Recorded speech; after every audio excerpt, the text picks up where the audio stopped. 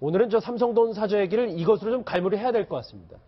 최태민이 납점한 삼성동 사저의 비밀, 삼성동 사저의 전 주인인 김모 씨가 한 언론과 인터뷰를 해서 입을 열었습니다. 민정수 원장님. 예.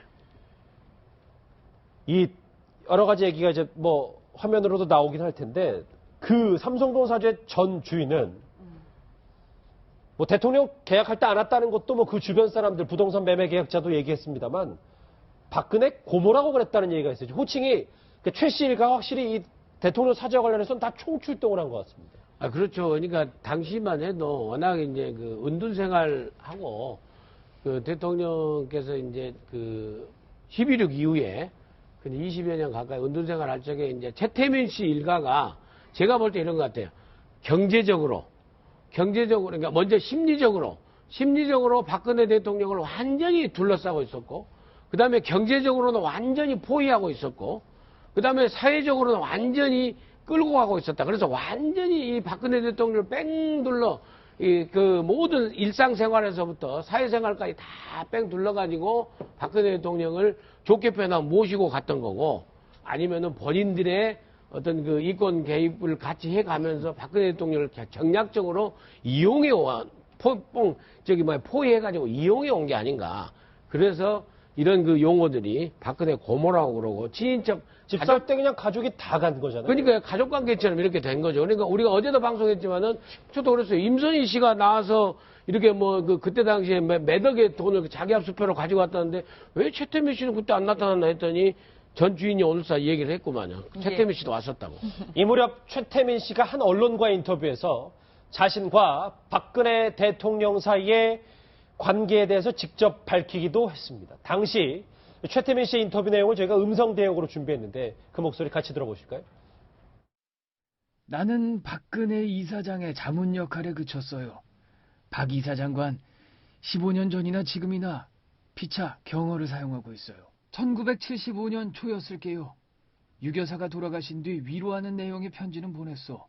유교사 현몽이라거나 정식으로 접견 신청하는 내용 따윈 쓰지 않았어요. 생각해보시오. 현몽 같은 말이 대학 교육을 받은 박 이사장에게 먹혀들 것 같소? 죽은 사람을 어떻게 만나?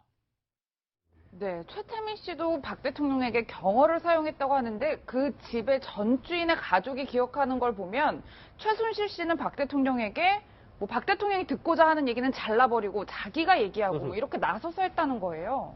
일종의 이제 친소 관계를 표현하지 않을까 싶어요. 그러니까 뭐 최태민 씨와 박 대통령의 관계 민망한 내용은 다 빼고 얘기를 하자면 최태민 씨는 박근혜 대통령하고 초기에 만날 때부터 이미 영해 관계로 만났었고 그리고 난 다음에 그 다음 관계를 임선희 씨랑 관계를 유지하는 것도 사실 일종의 이제 그 박정희 대통령과 같은 동열에 있는 인물처럼 그렇게 돼 있을 개연성이 있어 보이는데요. 예. 그러니까 최순실 씨 같은 경우에는 사실 나이도 그렇게 큰 차이가 없는 데다가 같이 뭐 새마을 봉사단 활동하는 거라든가 구급봉사단 활동하는 문제라든가 이런 거 할 때 옆에서 스텝처럼 마치 이렇게 같이 항상 움직이는 관계였잖아요. 예. 그러니까 조금 더 편한 관계였을 수 있겠다, 박 대통령하고.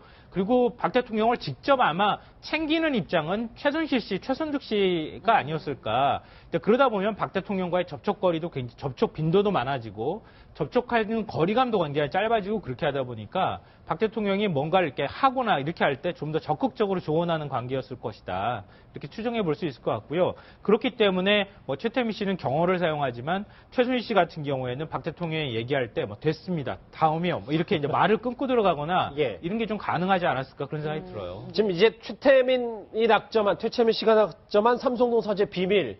아마 지금 나오는 게 진짜 핵심 포인트가 아닐까 싶어요. 저게 뭐냐면 이종훈 박사님. 네. 대통령이 삼성동 사저를 매매했을 당시 최 씨 일가가 본격적으로 부동산을 매입한 시기가 저때인데 저 시기를 좀 많이 주목해 봐야 되잖아요. 그렇죠. 그러니까 이제 저 시점이 보면 그러니까 이 최순실 씨가 사실은 본격적으로 좀 활동을 하기 시작한 시점이 아닌가 이런 생각이 들어요. 그러니까 그 전에는 최태민 씨가 주로 이제 박근혜 대통령 곁에서 이제 어떻게 보면 이제 같이 돈을 모으고 활동을 하고 뭐 이런 것들을 이제 했다 그러면 이제 80년대, 90년대 접어들면서부터 이제 최태민 씨도 이제 나이가 이제 먹어갑니다. 예. 그러면서 이제 그 후계 구도를 그때부터 구축하는 것 같아요. 그래서 보면 저때 상당히 어린 나이거든요. 사실은 최순실 씨도 그렇고 뭐 최순득 씨도 그렇고 다 어린 나이들인데 그 최순실 그 자매들에게 이 건물들을 다 이렇게 하나씩 넘기는 그런 그 이제 과정들이 있고요. 얼마 전에 이제 그 아들 그 최재석 씨도 공개를 하지 않았습니까? 부동산 명단 해서 이제 그 특검에 이제 제출하기도 했다라고 하던데 그 이제 넘어간 시기라든가 그 또 이렇게 그 이제 부동산의 어떤 그 포진 형태라든가 이런 걸 보면 저 일대를 완전히 타운화 해가지고 그 일대에다 집중적으로 자기 자녀들에게 이제 그 재산을 이제 나눠주는. 근데 이게 이제 뭐 최재석 씨 얘기는 결국은 이제 차명 관리 차원에서 박근혜 대통령의 재산을 차명 관리하는 차원에서 이제 그렇게 했다는 건데 그 부분에 대해서는 뭐 지금 이제 특검도 이제 관심을 가지고 있지만 규명을 해야 될 부분이고 사저 관련한 지금 이제 최근에 나온 증언들을 보건데 결국은 지갑은 확실히 한 지갑이었던 건 분명하다. 그러니까 경제 공동체였던 거 이제 분명한 것 같고 뭐 최태민 씨는 조금 전에 이제 그 증언 이제 인터뷰 내용에서 자기가 자문한 것처럼 얘기하지만 자문한 사람이 중간에서 뭐 됐습니다, 뭐 다음이요 이런 식으로 끊고 넘어가지는 않죠. 자문 역할이 아니고 사실상 그 주도한 박근혜 대통령의 생활 전반을 이제 주도한. 저 자문은 거짓말이다. 그렇죠. 그런 것이 이번 이 삼성동 사저 그 매입 과정 그 논란에 대해서요. 예, 여실히 입증이 되는 거다 이렇게 이제 봐야 되겠죠. 네, 저는 한 두 가지 생각이 문득 들었는데요. 첫 번째 드는 생각은 우리가 만약에 내가 살던 곳에서 집을 찾는다 그러면은 우리 동네부터 찾겠죠. 예. 그러니까 지금 타운이라고 하는 말은 그러니까 여러 채를 지은 소유를 한다고 하면은 내가 보이는 곳, 내가 가까운 곳 이런 것부터 찾지 않았을까. 예. 그러니까 그 박근혜 대통령 사저를 중심으로 해서 이렇게 주변을 찾는 그런 관계, 그런 이제 방법을 사용하지 않았을까 싶고요. 둘째로는 만약에 이익을 공유하는 관계라고 한다면 그러니까 이익을 공유한다고 하는 우리의 전제는 뭐냐면 박근혜 대통령의 돈이 시드머니가 돼서 최순실 씨 일가가 돈을 불렸다 뭐 이런 개념이잖아요. 그렇다면 박 대통령이 그 돈이 불려나가는 모습을 제일 정확하고 제일 쉽게 보여줄 수 있는 장소가 어디였을까? 결국 박 대통령이 내 돈이 그렇게 공유가 돼서 저기에 건물도 있고 저기에 건물도 있고 이렇게 믿을 만한 어떤 무언가를 해야지 예. 그게 공유하는 관계가 되지 않겠어요? 하나는 서울 강남에다 하고 하나는 저쪽 뭐 성북구 어디다가 하고 또 하나는 저쪽 저 지방에 어디다 하면은 그게 굉장히 불편하고 그 돈이 어디로 갔는지도 모를 거 아니겠어요? 예. 아마 그런 관계에서 만들지 않았을까? 이건 뭐 제 추정입니다. 예. 다만 좀 납득이 사실 조금 안 되는 거는 또 있는데요. 사실 지난번에 계속 얘기하는 것처럼 뭐 미국 대사관이 그 무렵에 최태민 씨가 박근혜 대통령에 대해서 육체적이고 정신적인 것에 대한 완전한 지배권을 가지고 있는 의혹이 있다. 이런 얘기를 했는데 지금 보면은 그 당시 계약했던 분이 최 씨 부부가 와서 박근혜 그 전 대통령을 어르신이라고 불렀다? 전 이 호칭이 상당히 중요하다라고 보는데요. 그리고 또 하나 또 호칭이 또 뭐였냐면 임선희 씨가 박근혜 대통령을 고모에 대해서 자기가 고모다라고 했다고 한다고 하면은 상당히 그런 점에서는 어떤 개인적인 관계보다는 오히려 공적인 관계다라고 읽히는 그런 부분도 지금 적어도 이 주택을 팔았던 사람, 같아요. 공적인 팔았던 사적인 사람 이런 예. 측면에 있어서는 여전히 그런 부분이 어떤 관계였는지에 대해서는 여전히 좀 미스테리한 부분이 있다 이렇게 볼 수 있는 것 같습니다. 예. 예, 민 원장님 이번 논란의 가장 중요한 핵심은 아무래도 이제 대통령 사저 주변에 최 씨 일가가 어떤 타운을 구성한 것 아니냐 이런 의혹일 텐데 아무래도 박 대통령 사저에 가장 가까운 곳에 임선희 씨 집이 있었고 그곳에서 또 정유라 씨가 태어났다는 거예요. 그렇죠. 그러니까 최태민 임선희 씨가 살던 삼성동 사저에서 가장 가까운 뭐 800m 거리인가 아무튼 걸어서 5분도 안 되는 그런 거리에 이게 최태민 임선희 둘이 살았던 그 집이 나중에 이제 그 최순실 씨한테 명의 변경을 해가지고 정윤혜 씨하고 결혼해서 살았기 때문에 그 집에서 바로 저 정유라 양이 이제 태어난 그 집이 되겠죠.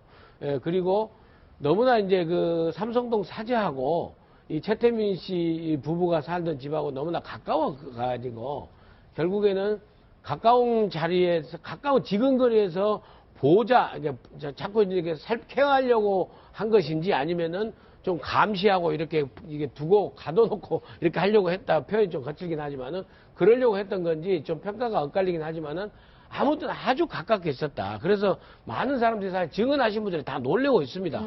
그리고 어떻게 보면은요, 또 이제 숙모회 회장 같으신 분, 또 저 집에서도 본인도 이제 멀지 않은 곳 이렇게 자꾸 보면은, 아무튼 그 박근혜 대통령, 최태민 씨가 또 박근혜 대통령이 저 집에서 이렇게 만나게 되면 아주 뭐 몇 시간을 서로 대화를 나누면서 안 나오고 그래가지고 늘 많았던 그거 아니겠습니까? 그래서 여러 가지 의혹들이 많이 오는데 아까 잠깐 지나갔지만은 임성희 씨가 삼성동 사저를 보러 왔을 적에 그 집주인이나 복덕방 그 부동산 중개 사람들한테 고모라고 자기가 박근혜 대통령이 고모라고.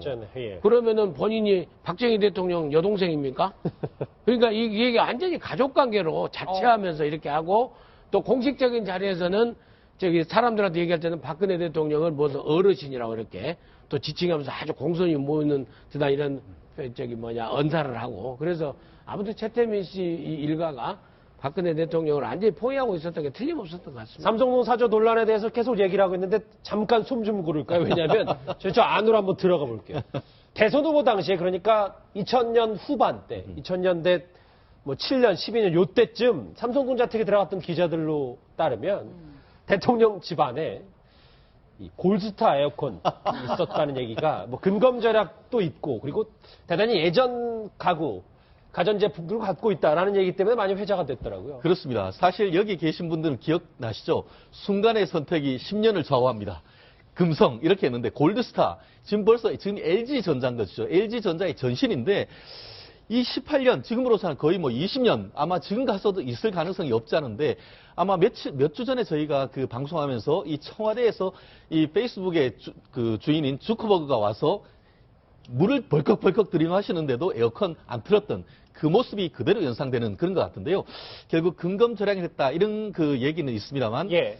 이게 또 박근혜 대통령으로 한다고 하면은 주위 분들이 왔을 때 조금 더 배려하는 모습이 있어야 된다는 그런 모습도 그때 한번 같이 얘기했던 그런 모습인 것 같습니다. 예. 얼마 전에 그 얘기가 있었잖아요. 박 대통령이 11.6 직후에 뭐 이렇게 얼굴 안면마비가 왔다 이런 얘기도 있었고 그다음에 그랬죠. 커터칼 피습당하고 난 다음에는 더 안면마비가 심해져서 뭐 에어컨 바람을 잘 못 쐰다 이런 얘기도 있었거든요. 예. 근데 뭐 그 커터칼 피습은 폐습되기 전 얘기니까 이거는 그러니까 그 얘기는 아닐 것 같지만 박 대통령이 에어컨 바람을 싫어했던 건 제가 볼 때 분명한 것 같아요. 차를 타고 갈 때도 그 에어컨 여름에도 한여름에도 에어컨 안 틀었다고 그래가지고 운전기사가 뭐 땀 뻘뻘 흘리고 뭐 이렇게 힘들어했다고 하는데 아마 이건 근검절약에 가깝다기보다는 박 대통령이 성향.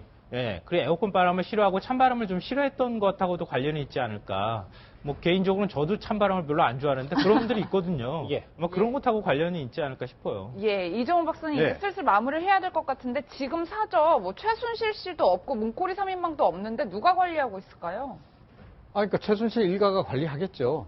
그렇게 볼 수밖에 없는 거 아니겠습니까? 합리적인 추정을 우리가 한다면. 지금 다 이 국정농단 사건과 관련해서 네. 다 지금 운신의 폭이 좁은데 지금도 관리를 하고 있다고요? 그러니까 최순실 씨는 지금 들어와 있지만 그 구치소에 들어가 있지만 사실은 그럼에도 불구하고 지금 모든 것들을 지휘하는 정황들이 지금 곳곳에서 드러나고 있잖아요. 그리고 최순실 씨의 그 핵심 집사 그 장선호 씨라든가 뭐 이런 사람들이 밖에 아직 여전히 있지 않습니까? 그런 사람들이 여전히 재산 관리 다 하고 있을 것이고 좀 그럴 거라고 추정을 합니다. 예. 일단 뭐 저희 뭐 여러 가지 보도에 따르면 경찰이 지키고 있고 사저주범은 이제 사저를 관리하는 직원들만 가끔 올 뿐 뭐 지금 삼성동 사저의 비밀을 얘기하고 있지만 그 주변은 아주 고요하다는 얘기였습니다. 최순실 씨, 최태민 일가와 관련된 삼성동 사저 비밀 얘기까지 해봤습니다.